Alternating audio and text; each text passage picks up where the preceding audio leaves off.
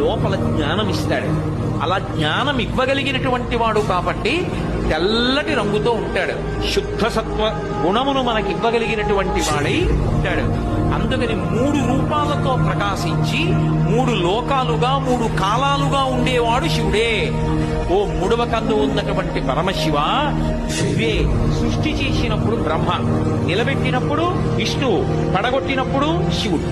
ఈ 3 కూడా దయతోటే చేస్తాడు. మరి ఎందుకంటే పడగొట్టడం 90 ఏళ్ళు రానివ్వండి, 130 ఏళ్ళు రానివ్వండి, పడగొట్టకుండా ఉంటే బాగుంటుంది. ఏ ఇతర విశ్వాసముల యందు లేని గొప్పతనం ఒక్క సనాతన ధర్మమునందే ఉంది.